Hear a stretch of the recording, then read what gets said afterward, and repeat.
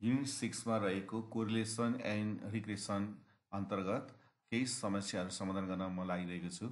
जस्तो following table gives the age of husband and wife's in a community भनेको छ र यसरी यहाँ एज अफ वाइफ्स दिएको छ, एज अफ हस्बेन्ड इयर्समा दिएको छ। जस्तो यहाँनिर हस्बेन्डको एज चाहिँ 20, 25, 25, 30, 30, 35 अनि वाइफको चाहिँ 16, 20, 20, 24, 24, 28 दिएको छ र यो बिचमा यसको फ्रिक्वेन्सी दिएको हो, 12 मात्र दिएको हो। Find the correlation coefficient between the ages of the husband and wife's is the correlation coefficient significant भनेको छ। अब सबैभन्दा मुख्य कुरा त हामीले यसलाई बाइभेरिएट टेबल पनि भन्छ अथवा बाइभेरिएट डिस्ट्रिब्युसन भनिन्छ। किन भन्दाखेरि यहाँ एज अफ हस्बेन्ड यहाँको क्लास इन्टरभल 5 को छ, 5 को डिफ्रेन्समा छ भने एज अफ वाइफमा चाहिँ 4 को डिफ्रेन्समा छ। यो 5 को डिफ्रेन्समा छ, यो चाहिँ 4 को डिफ्रेन्समा छ र यस्तो प्रकारको यो नमिलेको हुनाले यसको क्लास इन्टरभलहरू पनि फरक फरक भएको हुनाले पनि यसको नाम चाहिँ बाइभेरिएट डिस्ट्रिब्युसन भनिन्छ। अब यसलाई find the correlation coefficient between the age of the husband and wife's भनेको छ। पहिला हामीले यसको आरको मान निकाल्नुपर्छ। कोरिलेसन कोइफिसिएन्ट आरको मान निकाल्ने हो र यसरी क्यालकुलेट गरेर निकालेको आरको मान चाहिँ सिग्निफिकेन्ट छै छैन, महत्त्व छै छैन भन्ने कुरा चाहिँ हामीले चेक गर्नुपर्ने हुन्छ। सबैभन्दा पहिला अब हामीले यसलाई टेबल बनाउँछौँ। अब यसको टेबल हामीले बनाउँदाखेरि चाहिँ पहिला यसरी हामीले आयताकार रूपमा यस्तो एउटा आयताकार रूपमा बनाउने हो। अनि त्यसपछि हाम्रो यहाँ हस्बेन्ड, अब हामीले हस्बेन्ड, अब यो अवस्थामा चाहिँ हामीले के भनेको छौँ भन्दाखेरि कहिलेलाई एक्स मान्यो भनेको फिक्स छैन। यहाँनिर हामीले यहाँ अरू भेल्यु पनि दिएको भए चाहिँ हामी त्यसलाई एक्स मान्छौँ विशेष गरेर। अब यहाँ हस्बेन्ड र वाइफ मात्रै दिएको हुनाले अब यो अवस्थामा चाहिँ हामीले जुनसुकैले पनि एक्स र वाइ मान्न चाहिँ हामी सक्छौँ। हामीले यसलाई पनि एक्स मान्न सकिन्छ, तर अब विशेष गरेर अब हस्बेन्ड र वाइफ आएको हुनाले अब हामीले चाहिँ जेनरली हस्बेन्डलाई हामीले एक्स मैले मानेको, तर हस्बेन्डलाई एक्स नमानेर गर्दा पनि यो चाहिँ रङ चाहिँ हुँदैन। तर अब यहाँ चाहिँ मैले हस्बेन्डलाई एक्स मानेको छु है। तर यहाँनिर भेल्यु दिएको छ भने जस्तो यहाँनिर वाइफको यहाँ त वाइफको एजहरू दियो भने होइन, वाइफको एजहरू दियो भने चाहिँ हामीले त्यसलाई वाइफलाई हामीले एक्स मान्नुपर्ने हुन्छ। अनि चाहिँ यहाँ हस्बेन्डको एज दियो भने हस्बेन्डलाई एक्स मान्नुपर्ने हुन्छ। यहाँ यस्तो भेल्यु दियो भने चाहिँ त्यो अनुसार पनि गर्न सकिन्छ। तर यसलाई हामीले एक्सको ठाउँमा वाइ, वाइको ठाउँमा एक्स मानेर गयो भने त्यस्तो समस्या चाहिँ आउँदैन। तर काम गर्दाखेरि जेनरली हामीले के गर्छौँ भन्दाखेरि अब यो नाताको सम्बन्ध हेर्दाखेरि अब हस्बेन्डलाई हामीले एक्स मानेको होइन, हस्बेन्डलाई एक्स मानेको र हस्बेन्डको एज 20, 25, 25, 30, 30, 35 छ र यस्तो प्रकारले हस्बेन्डको यहाँ 20, 25, 25, 30, 30, 35 छ। अब यसको मिड भेल्यु निकाल्नु पऱ्यो। 20 र 25लाई जोडेर 2ले डिभाइड गर्दाखेरि यो 45 को आधा 22.5 हुन्छ।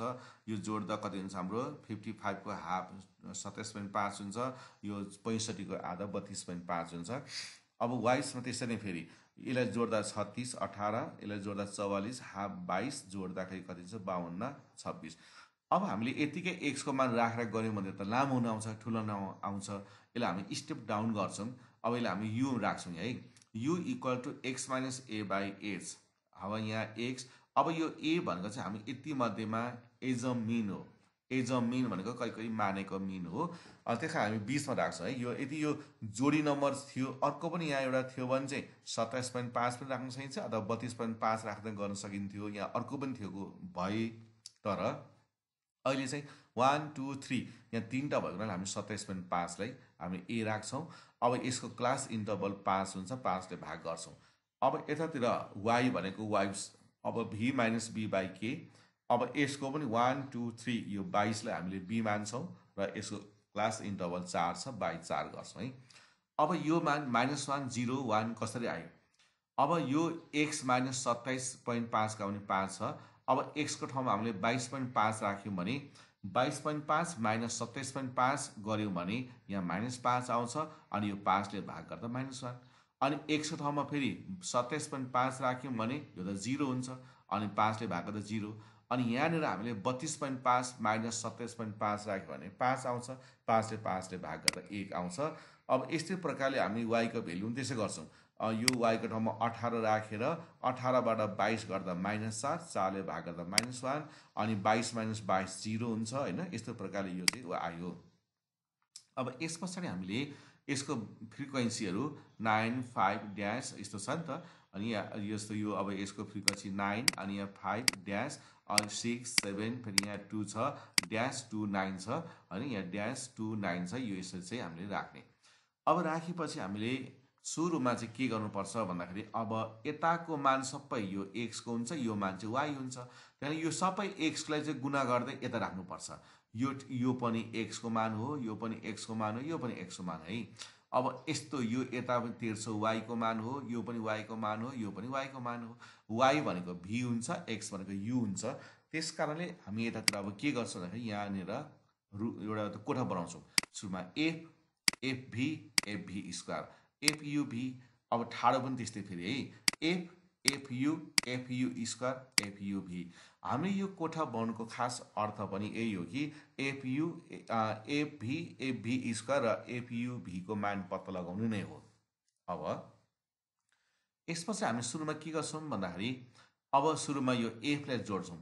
जस्तो 9 र अब यो 9 र 5 जोड्दा 14 7 र 6 जोड्दा 13 2 15 अनि यो 2 र 9 जोड्दा 11। अब ठाडो पनि त्यस्तै 9 6 15 अनि 12 2 14 यो जोड्दा 11। अब यसलाई यस्तो जोड्दा पनि यो 40 हुन्छ यो यस्तो जोड्दा पनि यो 40 हुन्छ एफ भयो। अब यहाँनिर एफबी भनेको चाहिँ कसरी निकाल्नु पर्छ भन्दाखेरि एफ भनेको चाहिँ यो भयो। अब यसरी एफ को मान भनेको चाहिँ यो हो अनि भी को मान भनेको चाहिँ यो हो। त्यसकारणले 14 र -1 लाई गुणा गर्दा -14 15 र 0 लाई गुणा गर्दा 0 11 र 1 लाई गुणा गर्दा 11 1 11। एफ भी स्क्वायर भनेको यो भी लाई स्क्वायर गर्नुपर्छ पहिला। -1 को स्क्वायर -+1 14 1 14 यो यहाँ भयो 14। अब 0 को स्क्वायर 0 15 र 0 गुणा गर्दा 0 भएको 1 को स्क्वायर 1 11 1 11। अब यसमा पनि त्यस्तै फेरि एफयु भनेको चाहिँ कस्तो नि एफ भनेको यो र हाम्रो यु भनेको चाहिँ यहाँ माथि छ। अब यसरी यो एफ 15 र -1 गुणा गर्दा -15 14 र 0 गुणा गर्दा 0 11 र 1 गुणा गर्दा 11। अब एफयु स्क्वायर -1 को स्क्वायर 1 नै हुन्छ -+1 अनि 15 1 15 0 को स्क्वायर 0 14 र 0 गुणा गर्दा 0 भएको 1 को स्क्वायर 1 11 1 11 भयो। अब यो एफयुभी चाहिँ कसरी निकाल्ने भन्दाखेरि तीनटा कुराले गुणा गर्नुपर्छ। जस्तै यो भयो हाम्रो यो एफ यो मान यु र यो मान हाम्रो भी। अब यो यसरी गुणाउनु पर्यो हामीले यो एफ यु भी। अब यो जुन यो एफ यु भी यो तीनटा मानलाई गुणा गर्दाखेरि माइनस प्लस 1 1 1 9 9 यो 9 जुन रातो अङ्क भएको छ यसरी हाम्रो आएको हो। यो चाहिँ यसरी 9 यो माइनस प्लस 1 1 1 9 9। अब यहाँ फेरि हामी जाउँ त यो एफ अनि यो यु अनि यसको यो फेरि के छ त हाम्रो यहाँनिर भी। अब यसले यो 0 लाई गुणाउनु बित्तिकै यो सबै 0 हुन्छ 0 र -1 गुणा गर्दा यो पनि 0 भइहाल्छ। यहाँनिर एफ छैन यसलाई गुणा गर्नु पर्दैन। फेरि एफ अब यु अनि यो हाम्रो भी। तर यो एउटा अङ्क 0 भएपछि यो दुईटाले गुणा गर्दा पनि 0 भइहाल्छ है। फेरि यो एफ अब यहाँ यु अनि यो फेरि भी। अब यो दुईटा 0 छ 7 ले गुणा गर्दा यो पनि 0 भइहाल्छ। अब यहाँ एफ अनि यसको यहाँनिर यु अनि यहाँनिर भी। यसमा एउटा भी चाहिँ 0 भएको हुनाले यो सबै गुणनफल 0। अब यसलाई गुणा गर्नु पर्दैन यहाँ एफ छैन हैन। अब यो एफ अब यसको यो यु अनि यसको यो भी। अब यो तीनवटा मध्येमा यो अङ्क 0 छ 0 ले बाँकी दुईटालाई गुणा गर्दा पनि 0 भएको। अब यो 9 भनेको एफ अनि यो यु र यो चाहिँ भी। अब 1 1 1 9 9 भएर यस्तो प्रकारले आयो। अब हामीले यो रातो चिन्ह लगाएको रातो अङ्क भएको चाहिँ एफयुभी हो। पछि भाइ बहिनीको चाहिँ एउटै लाइनमा लेख्नुपर्छ किनभने यो दुईटा वास्तवमा एउटै लाइनमा हुन्छ। अब मेरो चाहिँ तालिका नमिलेको हुनाले मैले यो छुट्टै कोठा बनाएको तर लेख्दा चाहिँ एकै लाइनमा लेखेको छु मैले। 0 र 9 जोड्दाखेरि यो भनेको एफयु यो पनि एफयु। अब 0 र 9 जोड्दाखेरि 9 भइगयो। अब यो 0 0 तीनटा 0 जोड्दा 0 भइगयो हैन। त्यसकारण यो 0 र 9 जोड्दाखेरि यो 9 भयो। मैले यहाँ नलेखेर यहाँ लेखेँ किनभने पछि यो एउटै लाइनमा लेख्नुपर्छ। अब ठाडो 0 र 9 जोड्दा यो पनि 9 भइहाल्यो 9 तीनटा 0 जोड्दा 0 भइहाल्यो 0 र 9 जोड्दा 9 नै भइहाल्यो। अब हाम्रो यो मिलेको मिलेन चेक गर्ने एउटा तरिका हुन्छ। अब यो यसरी जोड्दा र यसरी जोड्दा यो चाहिँ एउटै आयो है। यो 9 9 जोड्दा 18 भइगयो 9 9 जोड्दा 18 भएको हुनाले हाम्रो यो मान र यो मान चाहिँ के भयो त बराबर आयो। यो र यो पनि 18 यो पनि 18 आएको हुनाले हाम्रो क्याल्कुलेसन चाहिँ मिल्दैछ भने यसको अर्थ लाग्छ।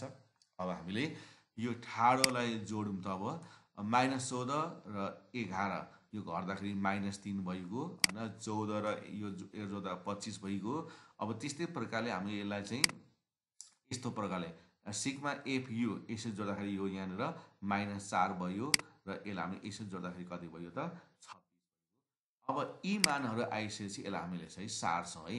अब यो मानहरू चाहिँ हामीले यहाँ तल यसरी सार्छौँ। जस्तो ए भनेको 27.5, एस भनेको 5, बी भनेको 22 र के भनेको 4। हामीले यो मान यसरी राख्यौँ र एन भनेको हाम्रो कति आएको छ त यहाँ एन चाहिँ 40 आएको छ। अब सिग्मा एफयु यहाँ छ हाम्रो यो सिग्मा एफयु भनेको -4, सिग्मा एफयु स्क्वायर भनेको यहाँ 26 आएको छ, सिग्मा एफबी भनेको -3 आएको छ, सिग्मा एफभी स्क्वायर भनेको 25 आएको छ र सिग्मा एफयुभी भनेको चाहिँ कति आएको छ त हामीलाई 18 आएको छ। वास्तवमा हामीले यी मानहरू पत्ता लगाउनुको लागि नै हामीले यो तालिकाबाट जानुपर्ने हुन्छ, यो तालिका बनाउनु पर्ने हुन्छ। अब कोइफिसिएन्ट आर को मान निकाल्दा सूत्र हाम्रो formula N sigma FUV minus sigma FU multiply sigma FV by छुट्टै छुट्टै रुट राख्नुपर्छ है। Root over N sigma FU square minus sigma FU को whole square multiply root over N sigma FV square minus sigma FV को whole square equal to value राखौँ है। An भनेको 40, sigma एफयुभी भनेको 18 माइनस सिग्मा एफयु भनेको कति छ त -4 र सिग्मा एफबी भनेको चाहिँ -3 हरमा 40 मल्टिप्लाई सिग्मा एफयु स्क्वायर भनेको 26 माइनस अनि यो भनेको -4 को square root over 40 sigma FV square भनेको 25 माइनस सिग्मा एफभी भनेको चाहिँ कति छ -3 को स्क्वायर। अब यसलाई गुणा गर्दा 720 minus minus plus plus minus minus 4 त्यहाँ 12। अब यसलाई गुणा गर्दा 1040 माइनस 4 को 16। यो माइनस माइनस प्लस चाहिँ हुँदैन किनभने -4 को स्क्वायर भनेको यो भित्र -4 लाई दुईचोटि गुणाउनुपर्छ, माइनस माइनस प्लस हुन्छ प्लस माइनस माइनस 16। अब यो 25 र 40 गुणा 1000 माइनस 3 त्यहाँ 9। अब हामीले योबाट घटाउँदाखेरि 708 यहाँ के गर्ने भन्दाखेरि 1040बाट 16 घटाउने जति आउँछ त्यसको वर्गमूल निकालिहाले। 1040बाट 16लाई घटाउने जति आउँछ त्यसको वर्गमूल निकाल्दाखेरि 32 आयो। 1000बाट -9 घटाउने जति आउँछ त्यसको वर्गमूल निकाल्दा 31.48 आयो। अब 708लाई यो दुईटाले भाग गर्यो भने 0.70 समथिङ यस्तो भएर आउँछ र यसलाई हामीले 0.7 लेख्न पाइन्छ। Correlation coefficient is moderately positive. यो चाहिँ हाम्रो मोडरेटली पोजिटिभ हुन्छ। 0.8 आएको थियो भने चाहिँ हाई लेख्नु पर्थ्यो होइन, हाई नै यसमा लेख्नुपर्छ होइन। अब 0.9 आयो भने चाहिँ भेरी हाई लेख्नुपर्छ र 1 आयो भने त पर्फेक्ट भइहाल्छ, पर्फेक्ट कोरिलेसन भइहाल्छ है। त्यसो भएको हुनाले हाम्रो 0.6 होइन 0.5 0.6 0.7हरू यस्तो आयो भने हामीले मोडरेटली लेख्न सक्छौँ। अब 0.4 0.3 आयो भने चाहिँ लो लेख्न सक्छौँ, लो मोडरेटली लो कोरिलेसन लेख्न सकिन्छ है। अब यहाँ चाहिँ 0.7 0.8हरू यस्तोहरू आएको छैन, आयो भने त्यसले भाषा लेख्नुपर्छ। 0.7 भनेको हामीले मोडरेटली पोजिटिभ लेख्न सक्छौँ है। नाउ टु टेस्ट सिग्निफिकेसन, अब आरको मान 0.7 आयो यो सही हो कि त अथवा यो भेल्यु यसको सही छैन त होइन। यो डाटा अनुसार आरको मान 0.7 भएको सही हो कि होइन, अब यसको चेक गर्ने तरिका फेरि छ। अब now to test significant test गर्छ हामी यसको है। अब सिग्निफिकेसन टेस्ट गर्दा के गर्नुपर्छ त भन्दाखेरि पिई को मान निकाल्नुपर्छ। पिई भनेको प्रोबेबल इरर। अब यो मान चाहिँ कसरी आउँछ भने 0.6745 multiply 1 minus R square by root over N. यो चाहिँ फर्मुला है। यो पिई को फर्मुला चाहिँ कस्तो हुन्छ भने 0.6745 multiply 1 minus R square by root over N. अब यो चाहिँ फर्मुलै हो फेरि 0.6745 मल्टिप्लाई 1 माइनस अब r को मान चाहिँ कति आएको छ त 0.7 को होल स्क्वायर अनि रुट ओभर n भनेको त 40 हो। अब 0.6745 मल्टिप्लाई अब के गर्ने 0.7 लाई दुईचोटि गुणा गर्ने अनि जति आउँछ त्यो 1 बाट घटाइदिने। 0.7 लाई दुईचोटि गुणा गर्ने जति आउँछ 1 बाट घटाइदिएपछि यो 0.51 आयो। अब त्यसपछि रुट 40 को वर्गमूल अथवा स्क्वायर रुट भनेको चाहिँ कति हुन्छ 6.324 हुन्छ। अनि त्यसपछि हामीले यो माथिको दुईटाले मल्टिप्लाई गर्ने 0.6745 मल्टिप्लाई 0.51 गर्ने अनि जति आउँछ त्यसलाई 6.3248 ले डिभाइड गर्यो भने 0.054 आउँछ। अब यसलाई 6 ले मल्टिप्लाई गर्ने 6 मल्टिप्लाई PE 6 मल्टिप्लाई 0.L लाई यो जुन अहिले आएको छ हामीसँग 0.054 भन्दा PE हो। यो 0.054 लाई 6 ले मल्टिप्लाई गर्दाखेरि कति आयो भन्दाखेरि 0.324 आयो। r को मान चाहिँ कति छ 0.7 छ। अब 0.324 भन्दा r के छ ठुलो छ। Therefore r is greater than 6 PE किन यो PE को मानलाई 6 ले गुणा गर्दा पनि I को मान चाहिँ r भन्दा ठुलो हुन सकेन, r भन्दा सानै छ। त्यसकारणले अब हाम्रो सूत्र अनुसार it shows r is significant। अब कन्क्लुजन के भयो r को मान 0.7 भयो अथवा correlation coefficient between husband and wife's को एज कति भयो 0.7 भयो अनि r इज सिग्निफिकेन्ट। यो डाटा अनुसार जुन हामीले निकालेको r को मान चाहिँ सही छ, मूल्यवान छ, भ्यालु छ भन्ने यसको अर्थ लाग्छ। अब यसलाई भाइ बहिनीहरूले कोसिस गरे फेरि एकचोटि हेरेर कोसिस गरेको खण्डमा त्यस्तो अप्ठ्यारो चाहिँ हुँदैन।